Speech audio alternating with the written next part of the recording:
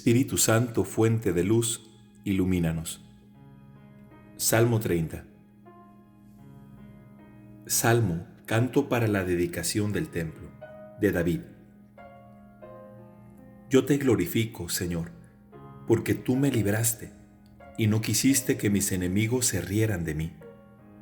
Señor, Dios mío, clamé a ti y tú me sanaste. Tú, Señor, me levantaste del abismo y me hiciste revivir. Cuando estaba entre los que bajan al sepulcro, canten al Señor sus fieles, den gracias a su santo nombre, porque su enojo dura un instante y su bondad toda la vida. Si por la noche se derraman lágrimas, por la mañana renace la alegría. Yo pensaba muy confiado, nada me hará vacilar. Pero eras tú, Señor, con tu gracia, el que me afirmaba sobre fuertes montañas, y apenas ocultaste tu rostro, quedé conturbado. Entonces te invoqué, Señor, e imploré tu bondad. ¿Qué se ganará con mi muerte? ¿O con que yo baje al sepulcro? ¿Acaso el polvo te alabará o proclamará tu fidelidad? Escucha, Señor, ten piedad de mí. Ven a ayudarme, Señor. Tú convertiste mi lamento en júbilo. Me quitaste el luto y me vestiste de fiesta, para que mi corazón te cante sin cesar. Señor, Dios mío, te daré gracias eternamente. 365 días al encuentro con la palabra de Dios. Día 69.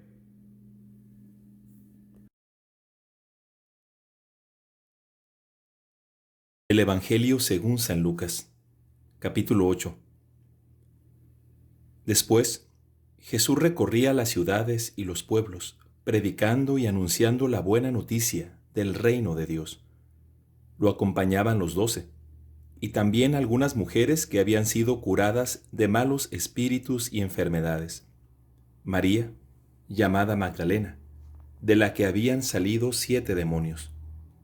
Juana, esposa de Cusa, intendente de Herodes, Susana y muchas otras que los ayudaban con sus bienes.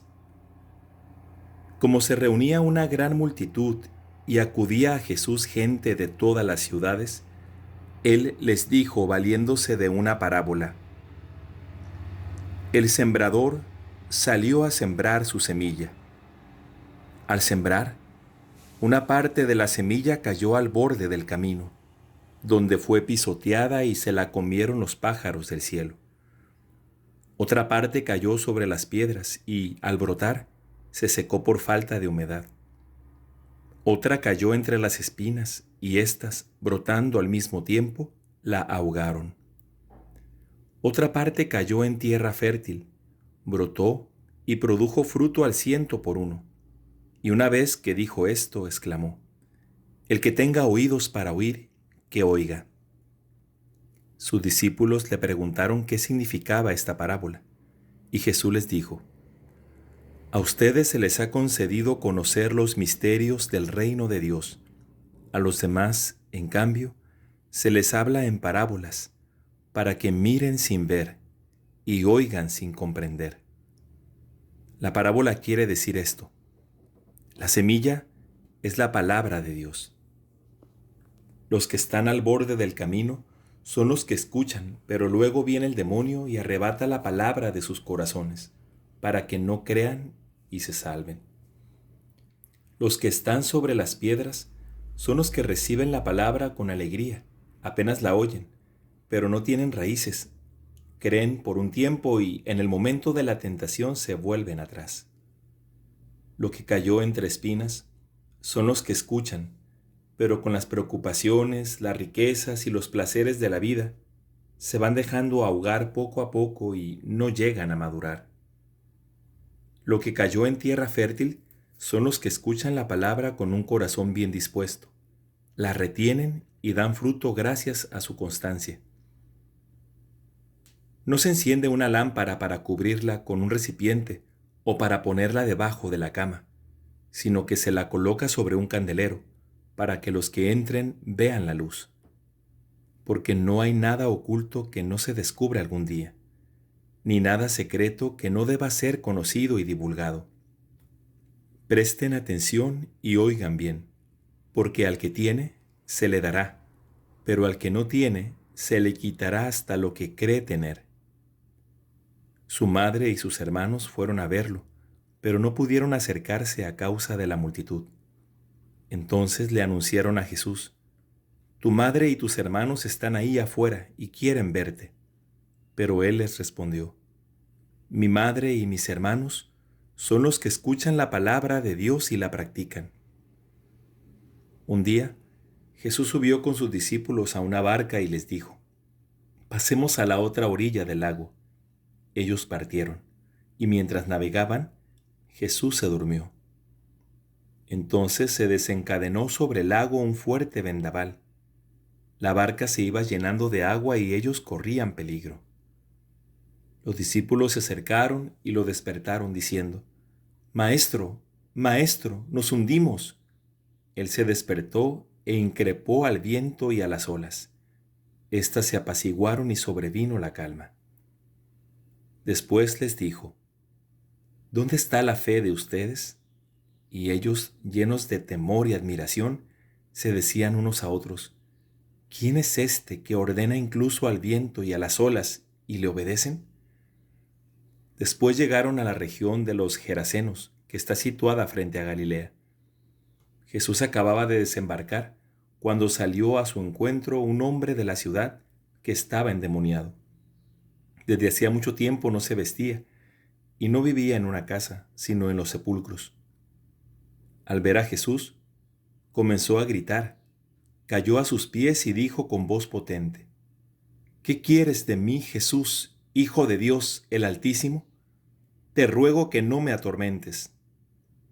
Jesús en efecto estaba ordenando al espíritu impuro que saliera de aquel hombre. Muchas veces el espíritu se había apoderado de él, y aunque lo ataban con cadenas y grillos para sujetarlo, él rompía sus ligaduras y el demonio lo arrastraba a lugares desiertos. Jesús le preguntó: ¿Cuál es tu nombre? Legión, respondió, porque eran muchos los demonios que habían entrado en él. Y le suplicaban que no les ordenara precipitarse al abismo. Había allí una gran piara de cerdos que estaba paciendo en la montaña. Los demonios suplicaron a Jesús que les permitiera entrar en los cerdos, y se lo permitió. Entonces salieron de aquel hombre, entraron en los cerdos, y desde lo alto del acantilado, la piara se precipitó al mar y se ahogó. Al ver lo que había pasado, los cuidadores huyeron y difundieron la noticia en la ciudad y en los poblados. Enseguida la gente fue a ver lo que había sucedido. Cuando llegaron a donde estaba Jesús, vieron sentado a sus pies, vestido y en su sano juicio, al hombre del que habían salido los demonios, y se llenaron de temor. Los que habían presenciado el hecho les contaron cómo había sido curado el endemoniado. Todos los gerasenos pidieron a Jesús que se alejara de allí, porque estaban atemorizados, y él, subiendo a la barca, regresó. El hombre del que salieron los demonios le rogaba que lo llevara con él, pero Jesús lo despidió diciéndole: Vuelve a tu casa y cuenta todo lo que Dios ha hecho por ti. Él se fue y proclamó en toda la ciudad lo que Jesús había hecho por él. A su regreso, Jesús fue recibido por la multitud, porque todos lo estaban esperando. De pronto se presentó un hombre llamado Jairo, que era jefe de la sinagoga, y cayendo a los pies de Jesús le suplicó que fuera a su casa, porque su única hija, que tenía unos 12 años, se estaba muriendo. Mientras iba, la multitud lo apretaba hasta sofocarlo. Una mujer que padecía de hemorragias desde hacía 12 años y a quien nadie había podido curar, se acercó por detrás y tocó los flecos de su manto. Inmediatamente cesó la hemorragia. Jesús preguntó: ¿Quién me ha tocado? Como todos lo negaban, Pedro y sus compañeros le dijeron: Maestro, es la multitud que te está apretujando. Pero Jesús respondió: Alguien me ha tocado, porque he sentido que una fuerza salía de mí. Al verse descubierta, la mujer se acercó temblando y echándose a sus pies, contó delante de todos por qué lo había tocado y cómo fue curada instantáneamente. Jesús le dijo entonces: Hija, tu fe te ha salvado, vete en paz. Todavía estaba hablando cuando llegó alguien de la casa del jefe de la sinagoga y le dijo: Tu hija ha muerto, no molestes más al maestro. Pero Jesús, que había oído, respondió: No temas, basta que creas y se salvará. Cuando llegó a la casa no permitió que nadie entrara con él, sino Pedro, Juan y Santiago, junto con el padre y la madre de la niña. Todos lloraban y se lamentaban. No lloren, dijo Jesús, no está muerta, sino que duerme. Y se burlaban de él, porque sabían que la niña estaba muerta. Pero Jesús la tomó de la mano y la llamó diciendo: Niña, levántate. Ella recuperó el aliento y se levantó en el acto. Después Jesús ordenó que le dieran de comer. Sus padres se quedaron asombrados, pero él les prohibió contar lo que había sucedido.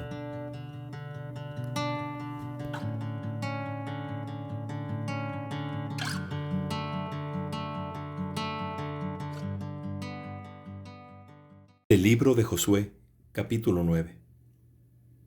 Al enterarse de esto, todos los reyes que estaban de este lado del Jordán, en la montaña, en el Cefelá, en toda la costa del Gran Mar hasta la región del Líbano, hititas, amorreos, cananeos, pericitas, givitas y jebuseos, se aliaron para combatir de común acuerdo contra Josué y contra Israel.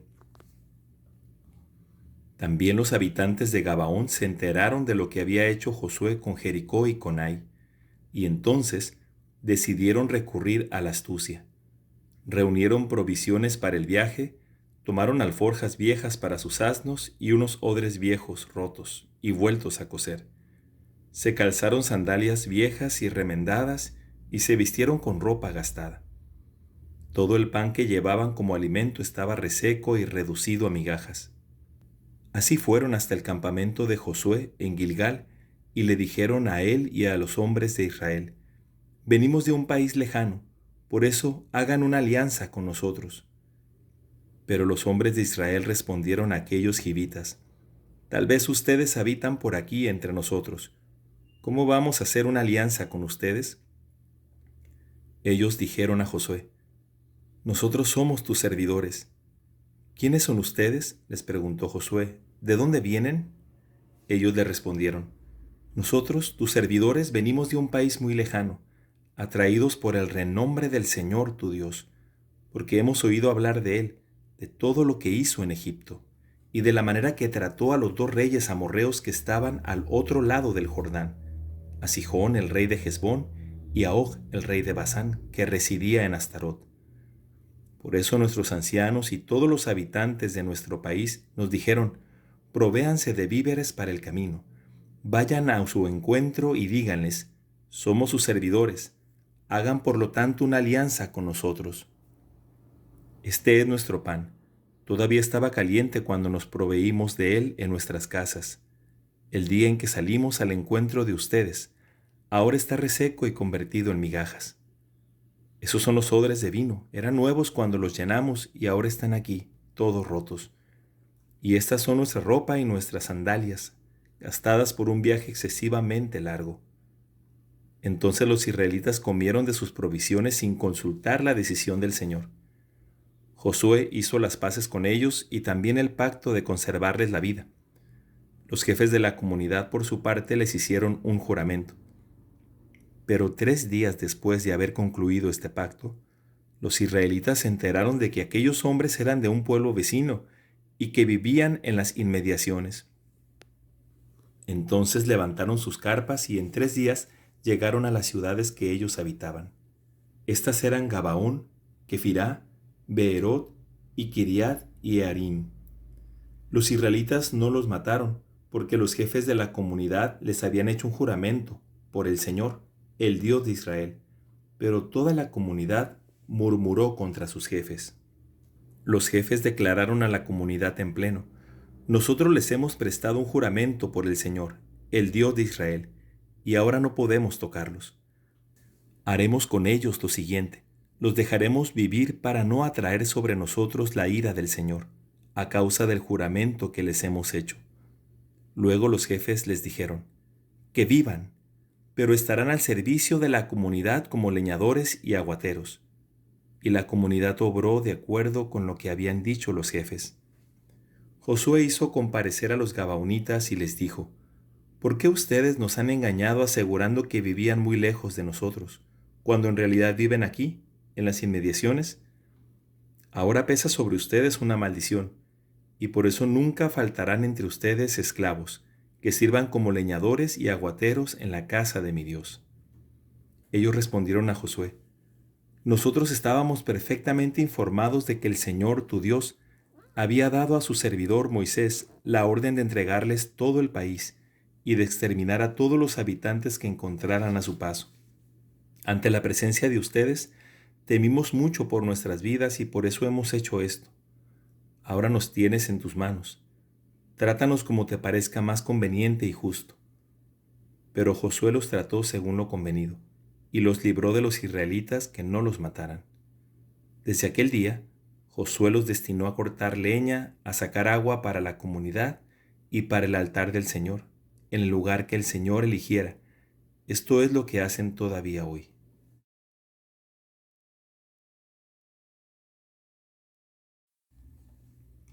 Del libro de Josué, capítulo 10. Adonisedec, rey de Jerusalén, se enteró de que Josué se había apoderado de Ai y la había consagrado al exterminio, tratando a Ai y a su rey como antes había tratado a Jericó y a su rey. También se enteró de que los gamonitas habían hecho las paces con Israel y se les habían sometido. Esto le produjo un gran temor, porque Gabaón era tan importante como una ciudad real y más grande aún que Ai. Además, todos sus habitantes eran aguerridos.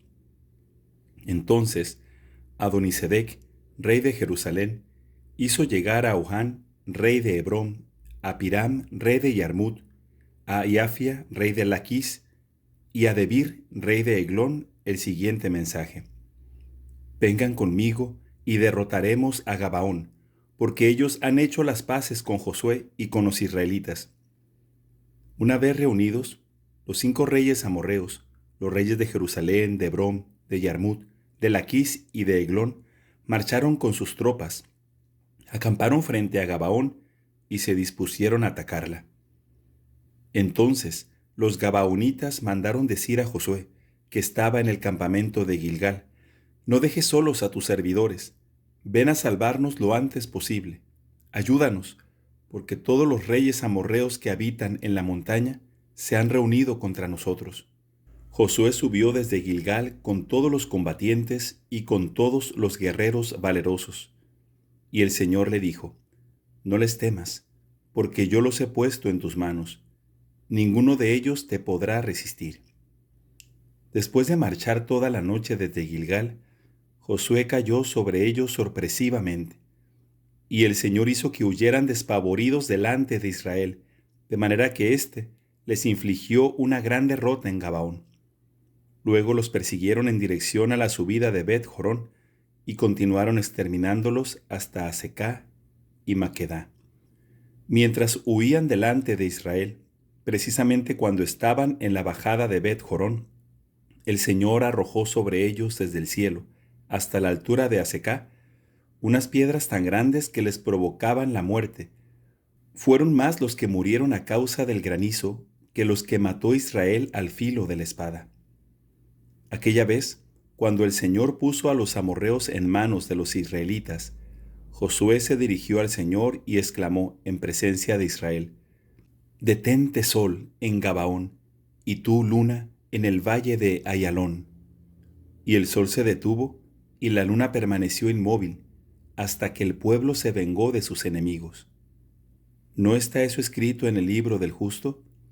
El sol se mantuvo inmóvil en medio del cielo, y dejó de correr hacia el poniente casi un día entero. Jamás hubo otro día, ni antes ni después, en que el Señor obedeciera a la voz de un hombre. Realmente el Señor combatía en favor de Israel. Luego, Josué regresó al campamento de Gilgal, acompañado de todo Israel. Aquellos 5 reyes, por su parte, habían logrado escapar refugiándose en una caverna cerca de Maquedá. Cuando se notificó a Josué que habían encontrado a los 5 reyes escondidos en esa caverna, les ordenó: hagan rodar unas piedras bien grandes hasta la entrada de la caverna, y dejen allí apostados a unos cuantos hombres para que los vigilen. Pero ustedes no se detengan, persigan a sus enemigos y córtenles la retirada, para impedirles que entren en sus ciudades, porque el Señor se los ha entregado. Y cuando Josué y los israelitas los derrotaron por completo, hasta aniquilarlos, solo algunos fugitivos habían escapado de ellos y se habían refugiado en las ciudades fortificadas. Todo el ejército regresó sano y salvo al campamento de Josué, en Maquedá. Nadie había podido causar el menor daño a los israelitas. Entonces Josué dijo: despejen la abertura de la caverna, hagan salir a esos 5 reyes y tráiganlos aquí. Así lo hicieron. Sacaron de la caverna a los 5 reyes, los reyes de Jerusalén, de Hebrón, de Yarmut, de Laquis y de Eglón. Y una vez que los tuvieron afuera, se los llevaron a Josué. Este convocó a todos los hombres de Israel y dijo a los oficiales que lo habían acompañado: acérquense y pongan sus pies sobre la nuca de estos reyes. Ellos se acercaron y les pusieron el pie sobre la nuca. Luego continuó diciéndoles: no tengan miedo ni se acobarden, sean fuertes y valientes, porque el Señor hará lo mismo con todos los enemigos contra los que ustedes tengan que luchar. Después de esto, Josué los mandó matar y los hizo colgar de 5 árboles. Allí quedaron suspendidos hasta la tarde, y a la puesta del sol, Josué mandó que los descolgaran de los árboles. Luego los arrojaron en la cueva donde habían estado escondidos, y a la entrada de la misma pusieron grandes piedras que todavía están allí. Aquel mismo día, Josué se apoderó de Maquedá y pasó al filo de la espada a la ciudad y a su rey, consagrándolos al exterminio junto con todos los seres vivientes que había en ella. No dejó a nadie con vida, y trató al rey de Maquedá como había tratado al rey de Jericó. Luego Josué con todo Israel pasó de Maquedá a Libná y la atacó. El Señor puso a la ciudad y al rey en manos de Israel, que la pasó al filo de la espada con todos los reyes vivientes que había en ella. No dejó a nadie con vida, y trató a su rey como había tratado al rey de Jericó. Después, Josué con todo Israel pasó de Libná a Laquis, la asedió y la atacó.